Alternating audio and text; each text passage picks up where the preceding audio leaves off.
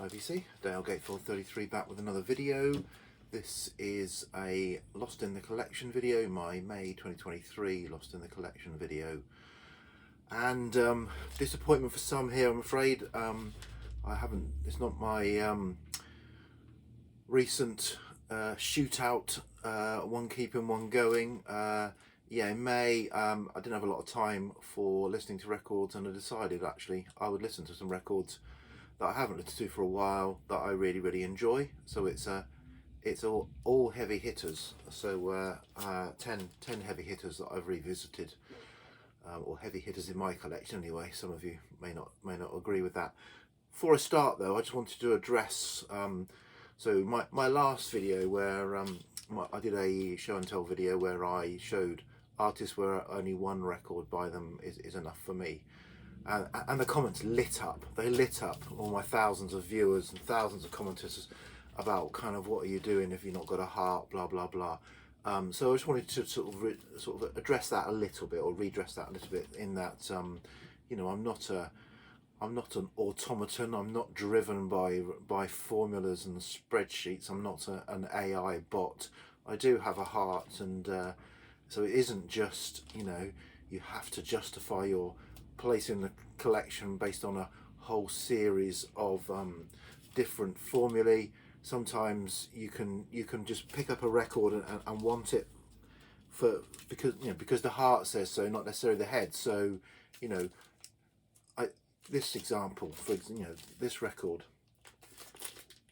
you know, I can really relate to this record. You know, I quite enjoy having Nancy and Lee in the collection. So there you go. To redress the balance, that's an artist or an album where 8 copies is enough, just to kind of offset the previous video. Right, that's that out the way. I'll now move on to Lost in the Collection, May 2023, and yeah, as I said, I just revisited 10 albums that I haven't listened to for a long time that I really like.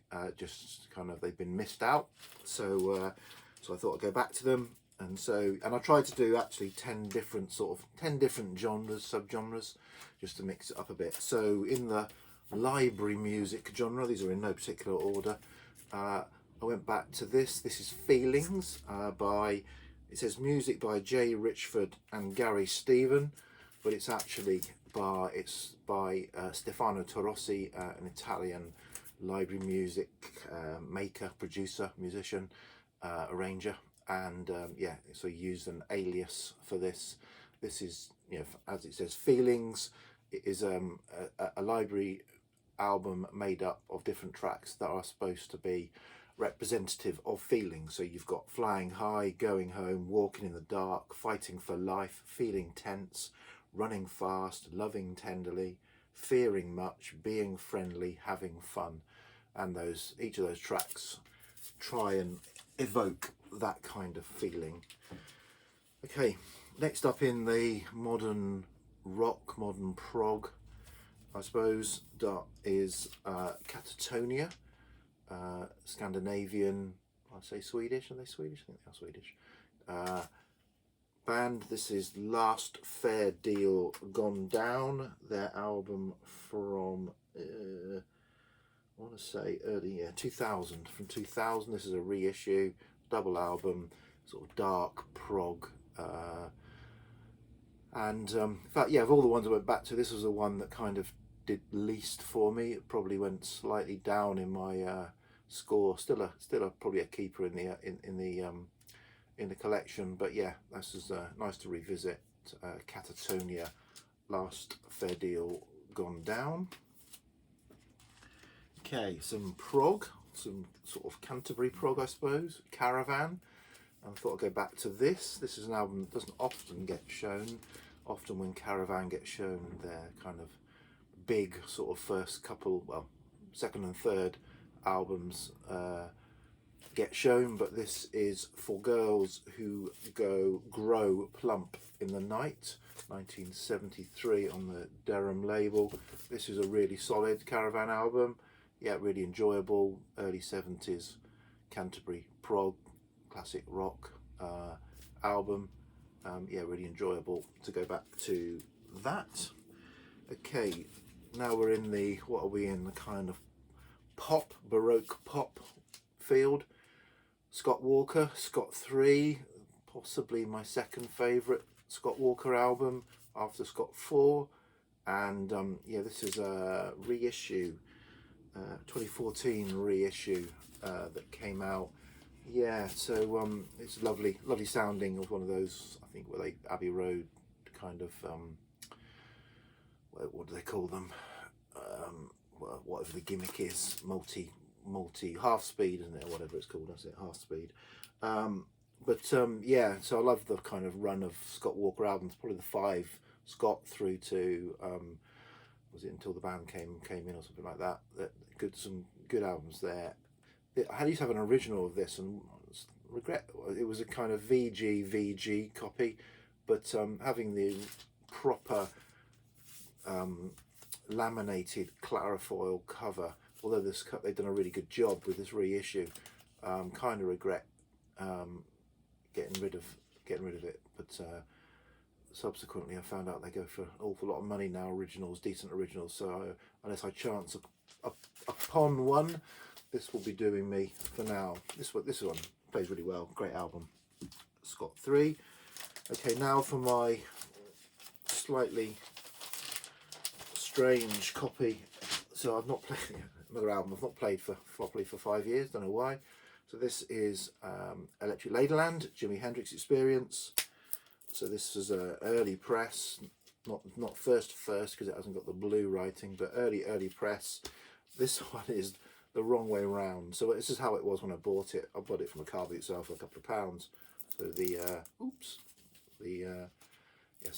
naughty front cover is on the inside. So I think what must have happened is the original owners of this must have been protecting the modesty of the young women, and folded the record back round the wrong way, and I'm not going to risk cracking the laminate and cracking the spine by folding it back the right way around. But yeah, I've got a wrong way round copy of Electric Ladyland. This has surprised me because I haven't gone back to this, although I used to play Hendrix a load, and then I just have not really played Hendrix much for, as I said, for several years.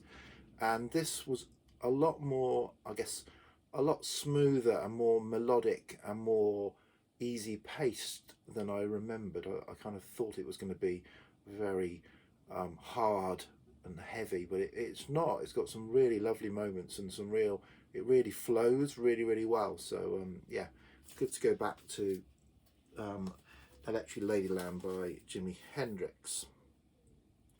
Okay, a bit of jazz rock, jazz fusion, and Nucleus, Ian Carr's Nucleus, Elastic Rock.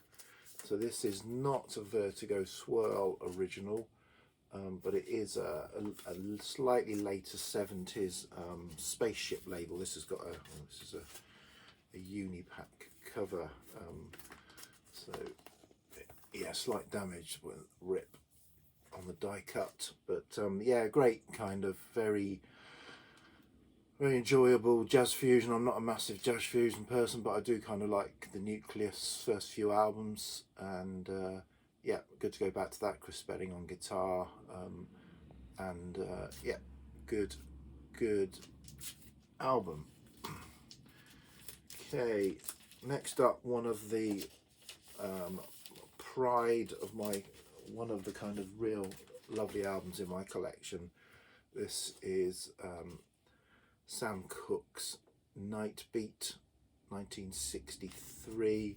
This is an original French mono press of this album in, lovely condition. It's got a tiny little bit of light ringwear there, but yeah, beautiful condition. 1963 original mono, and yeah, this is I think Sam Cooke's best album. Obviously typical of the time. albums were not the thing, singles were the thing, and albums tended to be a couple of the singles and a lot of filler. This, though, I think is an album that hangs together. It's called Night Beat, as I understand it. He he had the studio overnight. He got the band together, and they did play through the night. And it's quite a dark. It's more blues, definitely more bluesy than soul. There's a lot of blues on this, but really great album that hangs together. Quite, as I say, quite melancholic, quite dark, but very enjoyable. Very moody album by Sam Cooke. I'd say probably the best album, in my opinion, the best album as an album that he made in his shortish career. Okay, next up I revisited, I'm going to say Beggars Banquet, and it is Beggars Banquet. I had a brain fart there. This is the mono Beggars Banquet from the original Rolling Stones mono box with the toilet cover. If I'm honest, I actually prefer the other cover that they did, the RSVP cover, to this. I've got a stereo and a mono copy of this reissues, both with this cover. I'd kind of liked when they did the mono box that they would have use the alternative cover to this. I might be alone in thinking that, but great to go back to. Solid, fantastic album.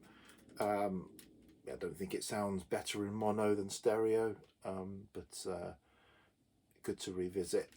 An album I've not played for a while. A couple more.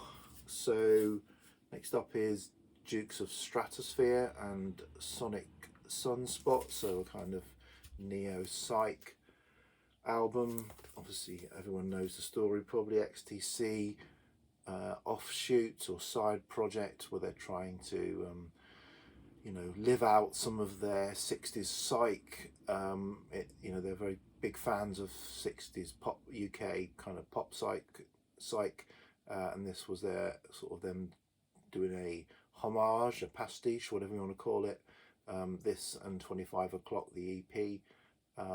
Yeah, this is good. This is a bit lusher than 25 O'Clock. 25 O'Clock is a bit more sort of garage psych, 60s psych. This is a little bit more psychedelic, but good album. Love Vanishing Girl, the opening track on this. So that's Dukes of Stratosphere and Sonic Sunspot. And then finally, I guess change completely, is a trip hop album. This is an original press of Massive Attack's Blue Lines. Fantastic album. And yeah, going back to this, because I always kind of reach for Mezzanine ahead of this, but going back and playing this really is a fantastic album. And yeah, I was lucky to get this original from a record fair about 10 years ago. Yeah, really nice. Is it 91? I want to say, I can't remember. But yeah, Massive Attack and Blue Lines. So that's it. 10 great albums in my collection that I've given a spin this month. Maybe June I'll go back to the shootout version. But that's it for now. Cheers, VC. Bye.